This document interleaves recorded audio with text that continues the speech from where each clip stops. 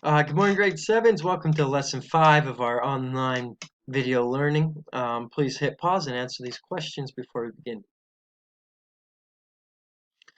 Thank you for pausing. Manifest destiny. It's the idea that the white man had this burden, this destiny to establish their rule, to reign over the rest of the Americas. What is the Northwest Passage? The Northwest Passage was that area right above North America that the French and the English were trying to find a route to India. India is where all the money was. They wanted to get there. North America, South America, they were in the way.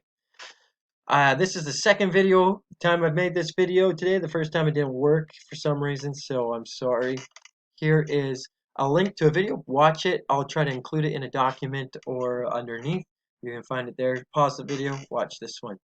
North America. Where is it? It's right here. I'm from Canada. My wife's from the U.S. We're in Iowa, a little town called Sioux Center, doing our quarantine and time away from people, social distancing. This is it. It's a place that was unknown to the rest of the world. Vikings made their way to it, but with many things of the Viking culture were lost and forgotten. And so um, a few years, actually, I just want you to know we're going to cover an overview of colonization of the Americas, specifically North America.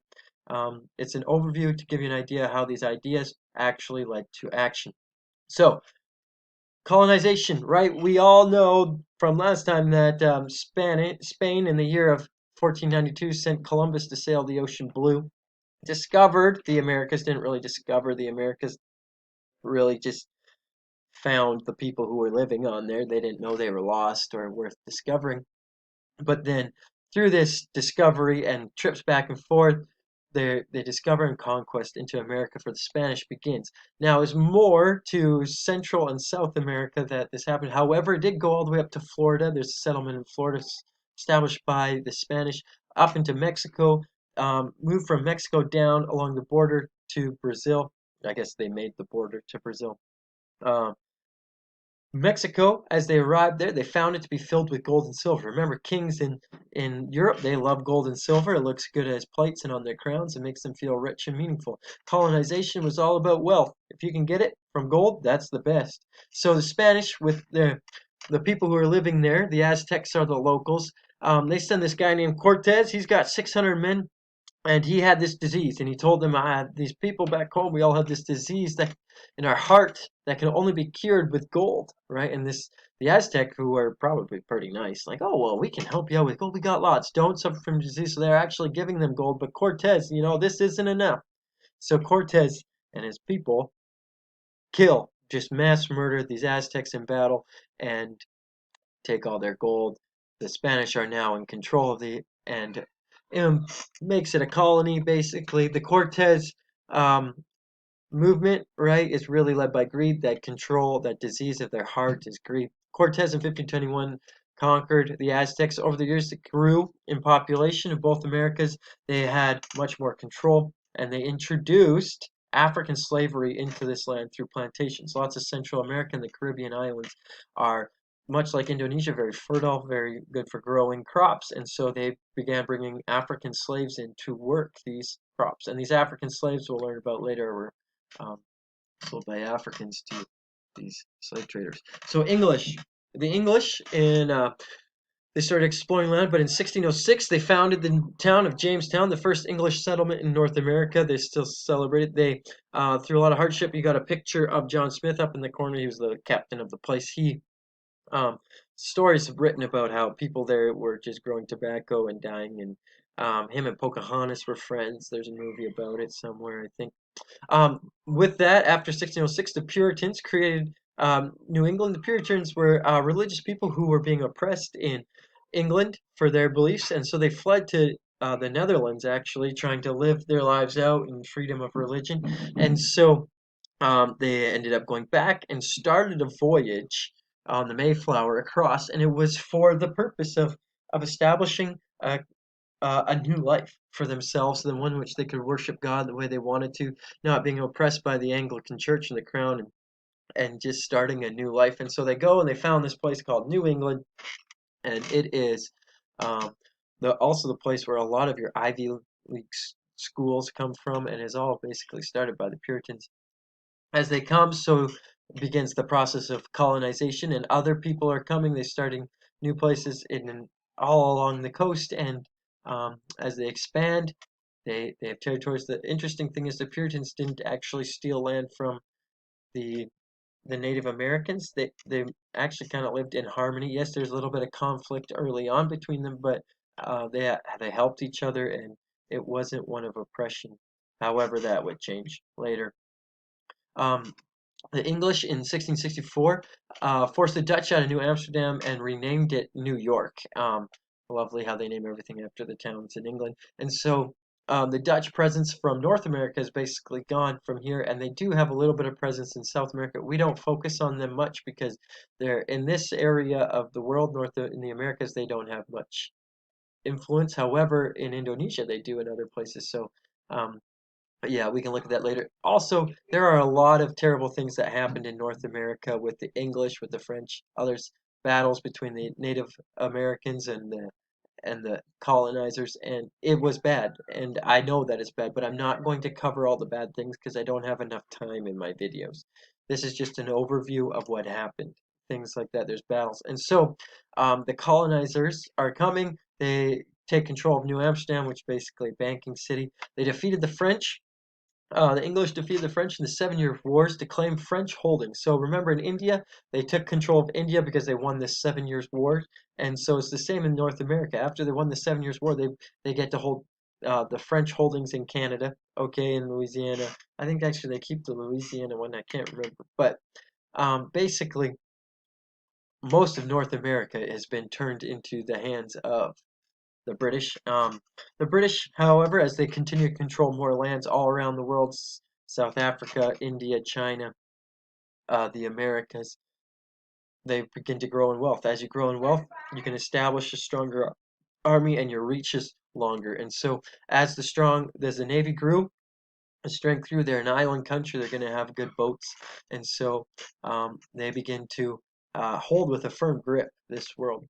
Um, with their presence and more people coming, more trips going across, these natives who lived, or aboriginals who lived in North America, were not used to the diseases of the Americans. So as diseases, just like the coronavirus is sweeping the country, these diseases are brand new and start to kill and deplete and wipe out a lot of the population of the Native Americans there. And out of frustration with lands being taken away, unfair treaties, or just hatred, there was uprisings and battles, which also resulted in the death of a lot because you're fighting bow and arrow against guns. Guns were traded, especially by the French, to the Native Americans, and they started to develop, but not nearly as skillful and um, as well resourced as the colonizers. And so expansion depleted and drove the natives from their land. There was a little bit of creating of treaties, things like that, but we're always looking at things in hindsight, and they didn't seem very good, and was more like a bully move at the time. In 1776, the U.S. rebelled against the English. The English started um, their colonies, and then the colonies didn't have any say because it was all about the mother country. And the people of the 13 colonies in North America said no taxation without representation. So what did they do? They punched the big bully in the nose and start their own country, the United States of America, 1776. So a lot of the colonies in America that the English had were now gone, but they still controlled the colonies in Newfoundland and Canada, the ones that they received from the 7 Years War. The French, okay, we're going back to 1524. The French were the Frenchies, okay? They're always trying to keep up with the rest of the world. They want to explore, they want to become rich, they have a crown, they have battles to be fought, wars to be waged, especially against Egypt. They don't know this yet, a guy named Napoleon who's going to be coming and trying to change the world and bring them from a global focus to a national focus and nationalism. But he, before this all, they started looking and exploring for the Northwest Passage. Remember, India is the place where everyone wanted to get. So they're trying to find a way around this stupid, or not stupid, this very large continent in the way of them and India. So they start sending explorers up rivers around the top, trying to find this Northwest Passage. And through this exploration in 1524, they discover the St. Lawrence River. They've met these people who said the word Kanata, right? And so then they named the land Canada. And so they begin establishing forts, ports, and trading posts along the way where they would trade for beavers for the nice fancy hats in Europe. People loved them; they're the rage, and so trading back and forth with these people as they were also trying to find a way across the country and around the continent of Canada or North America. So exploration for the purpose of getting around it, which led to um, the process of starting some colonies. One of the colonies they started was Quebec. The other one was a trading post, or never mind, just Quebec. We see the presence of the French still in Canada, not because they won the 7 Years' War, but they actually lost it and gave it all up to the Americans. But the language we still learn today in Canada. It's still the province that speaks it. We call them the Frenchies. I didn't like taking French, but we had to, and that's because of our history with the colonization of the French in Canada. Trading posts, wealth was supposed to go from colonies back to the mother country. That's what the French did. The French were involved in this as much, but they did have it. In the 1500s, starting with the Spanish, there was the Islamic African rulers started selling African slaves to the coast where there was Portuguese and Spain trading posts along where they fill up with bananas, say, hey, we got these people, you want them? So they load up these African slaves and bring them to the Americas to work in plantations.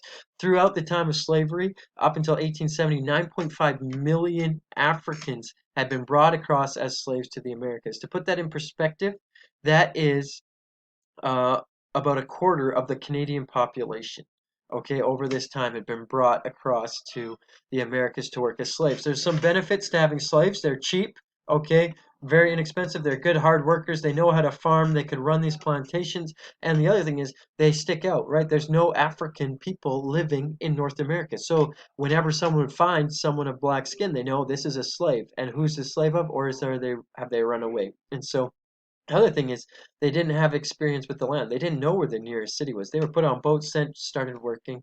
If you were to harvest or to conquer and force Native Americans to work in slave camps or as slaves, they would run away and they'd be able to survive. They know the territory, so it wasn't ideal. Slavery eventually ended during the American Civil War. Okay, of a war between the North and the South almost ended the country in its young existence. However, the free states beat the slave states, which set the Africans free. The U.S. was really the last major country to abolish slavery. You can thank Abraham Lincoln. Great area of history if you ever want to study it. A lot of interesting things come out of there. Um, so, with this all over, we have the Spanish, the French, the English. The Portuguese were there. Um, it was different. The French were there for a while, but right with Napoleon, it ended sooner than the other ones, and they focused on a nationalistic agenda. However, um, and focusing on Europe. But for this time, please answer these two prompts and then submit them to ManageBack for me this week. The first one is how did the greed of the mother countries impact the lives of the indigenous people around the world? Now, this isn't just for North America. This is for India. This is for Indonesia. Any country we've learned about. But how did the mother country's greed, their desire to grow and to have money and to have influence, affect the people who were already living in the places that were colonized? The second one is what role did the English Navy play in allowing them to keep control over all of their colonies? Why is that? Answer that. You can use any of the information we've learned before, apply it to these questions. Thank you for listening. Have a great day. Take care.